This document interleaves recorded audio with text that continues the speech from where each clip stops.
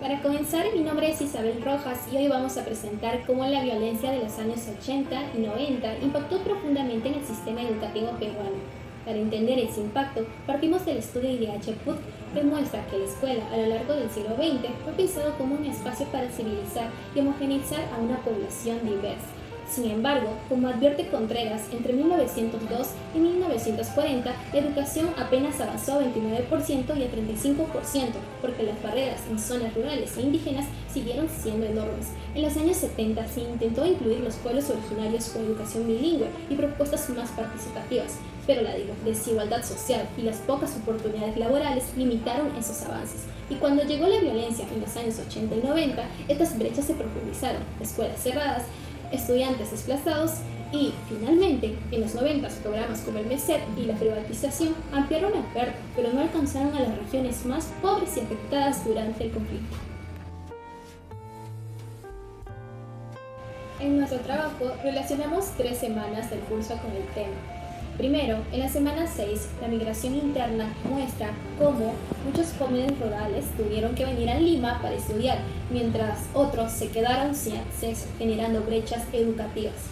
En la semana 12, al ver Sendero Luminoso y la lucha contra el terrorismo, entendemos cómo el conflicto golpeó directamente a estudiantes y docentes, dejando el sistema educativo en medio del terror y la represión. Finalmente, en la semana 14, la década del fujimorismo nos ayuda a ver cómo el proyecto autoritario, sus reformas y el control social afectaron la educación, manteniendo desigualdades que siguen siendo parte del problema. Mi nombre es María Fe Quirós y hoy voy a presentar cómo Sendero Luminoso influyó en el sistema educativo peruano y qué consecuencias dejó. Una de las causas más importantes fue que Sendero se infiltró en la educación, especialmente en las universidades públicas. Según el informe de la CBR, el Estado dejó la educación pública prácticamente abandonada por años, lo que convirtió a las universidades en espacios vulnerables para la politización y el adoctrinamiento.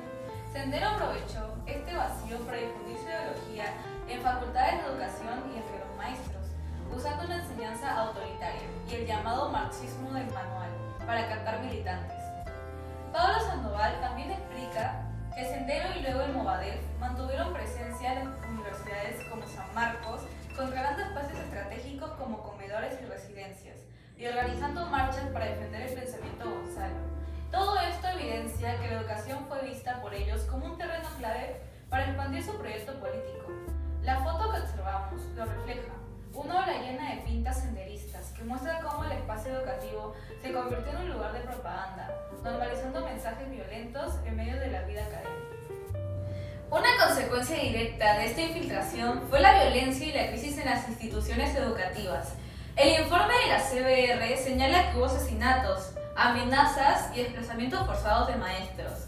Varias universidades terminaron militarizadas y más de 100 estudiantes y docentes fueron víctimas en casos como la Cantuta y la Universidad del Centro. Además, la respuesta del Estado se caracterizó por una represión indiscriminada contra maestros y estudiantes, lo que aumentó la desconfianza y deterioró aún más la calidad educativa. Sandoval añade que incluso después del conflicto, el Movadef siguió presente en las universidades, frenando reformas y manteniendo redes de poder que prolongaron la crisis y la falta de modernización.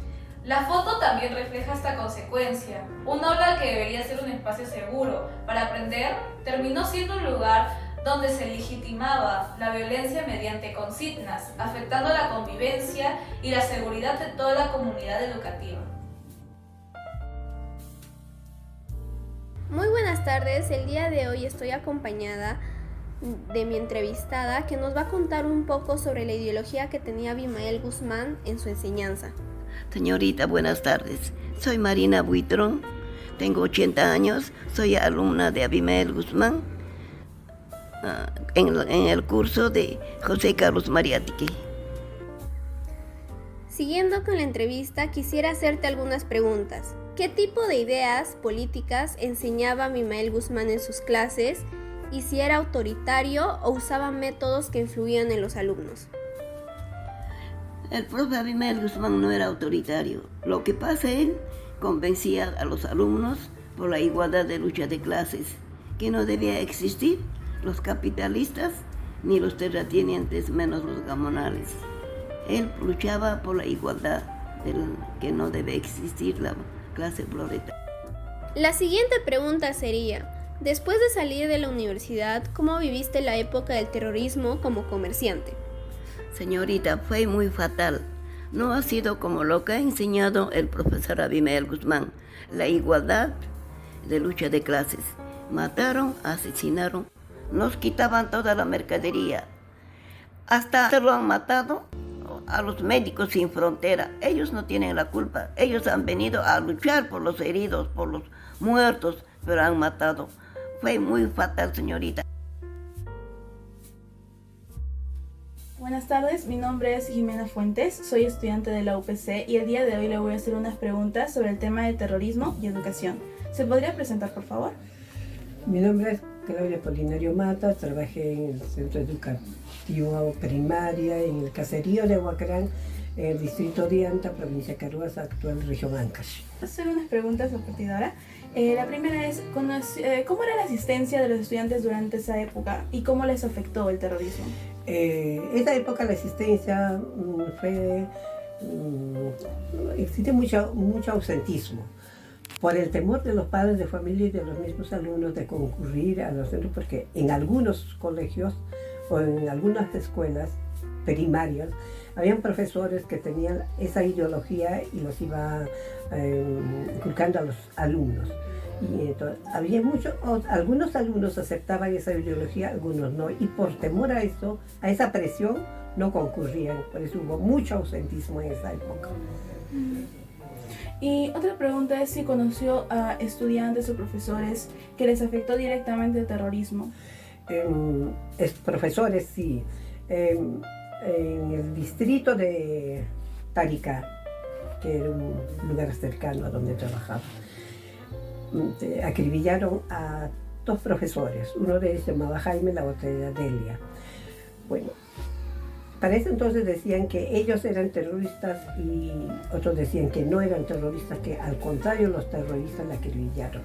La verdad que uno vivía confundida, porque los terroristas mataban a los profesores, dinamitaban las torres y los policías también tenían que no proceder de la misma forma. A veces por informaciones mal dadas, ellos mataban a inocentes, ¿no?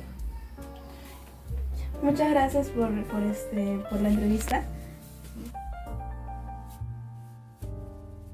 Para esta conclusión retomamos las dos partes centrales del trabajo. En primer lugar, de la causa y consecuencia recuperamos que el abandono estatal del sistema educativo facilitó la entrada de Sendero Luminoso en escuelas y universidades, y que una de las principales consecuencias fue la violencia directa contra docentes y estudiantes, acompañada de una profunda crisis institucional en los centros educativos.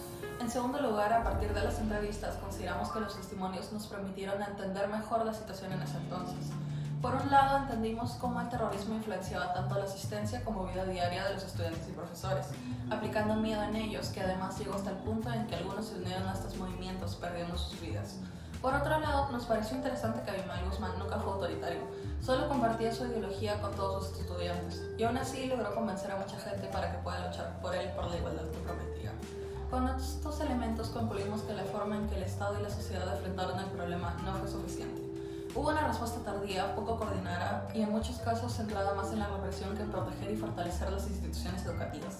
Además, las desigualdades entre zonas urbanas y rurales hicieron que los impactos fueran muy distintos y a veces invisibles para gran parte del país.